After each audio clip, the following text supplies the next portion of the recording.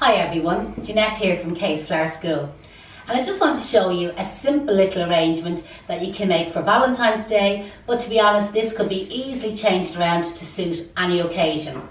So these are little hat boxes. Most florists sell these hat boxes, but sometimes in a department store, walk-around store, you might be able to purchase these little hat boxes. They don't necessarily need the lid, even though this one does have a lid.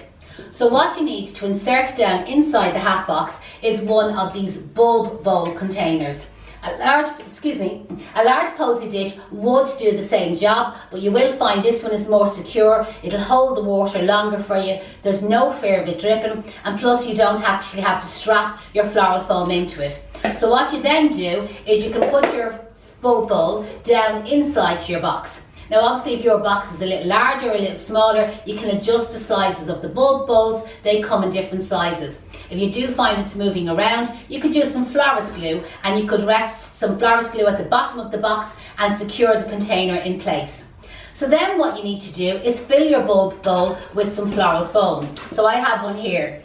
And I've used approximately 2/3, that way, so a little bit more than half a block of floral foam, which I've already soaked. It would have taken between 60 and 100 seconds to soak up the floral foam. And what I'm now going to do is rest it down inside our floral box. So down you go, that's it, and push it down nice and secure. So you can see now my box has the floral foam down inside it. As I said previously, there's no need to anchor tape this in. It's nice and secure, it's not going to go anywhere. And anyway, you have your two little twine strings here for carrying the box. What I'm going to do now is using short little pieces of tree fern. So this is your tree fern here. I'm just going to rest some tree fern into the floral foam and just let it overlap the box. No particular pattern for this, and you could decide to use some gyp if you would prefer, or maybe out of your own garden you could use some ivy.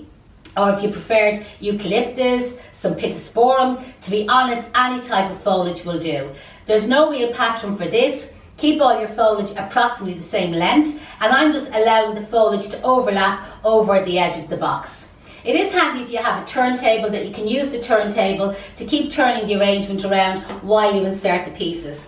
So normally all I'm doing with the tree fern is cutting it quite short, inserting it into the floral foam and allowing some of the tree fern, or whichever foliage you choose to use, to kind of slightly overhang or overlap the box. And again, I'm always throwing the rubbish on the ground.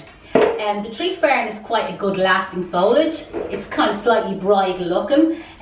Sometimes on its own as a main foliage it's not a great coverage, but because this is down inside the floral box, it's not like you have a lot of foam to cover in, so it's actually working out quite well for me. So you can see there, very casually add in some little bits of tree fern into it. I'd probably used about 6 or 7 stems there just to give you an idea. Next thing then is you want some roses, and you will find with this size box that I have here, 9 roses works out perfect. I'm going to use it like a grid, as in 3, 3 and 3. But again, if you have a larger box, or if you prefer to leave more space in between them, you can adjust the size or the quantity of the flowers. So what I've done first is I've measured the rose to the length that I need, and then I'm going to cut the 9 roses all the same length, cut on a sharp angle. Into the centre of the box, I'm just going to place the first rose. And then on either side of it, right and left hand side, as I'm looking at it, I'm going to place another 2 roses. So one on the right and one on the left, and I'm just leaving just that small little bit of space kind of in between them, allowing the foliage to come up. So I just kind of hold that there that you can see it. I'm a little bit off centre there. And then what I'm going to do, on either side of the rose nearer me, I'm going to put a rose in on the right and the left hand side, trying to keep them all the same level.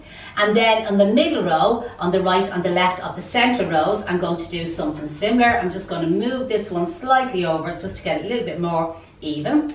And then I'm just going to turn the box around to me, and on this side of this rose, which is a little bit off centre as well, I'm just going to move it over. I'm just going to add in 2 more roses. So there you can see just 9 roses into your box, in among your tree fern. Very simple. So when you're sending this out, what you do is with the lid of your box, you place that at the bottom, so your box actually sits into the lid.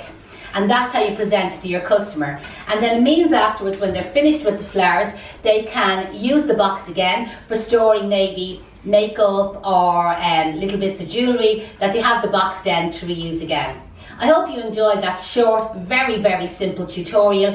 Hopefully it was easy enough to follow. If anyone has any questions, feel free to email me back here at the school at info@flowerschoolireland.com, and we'd really appreciate if you gave us a thumbs up or if you shared this tutorial if you enjoyed it. Thanks a million for watching.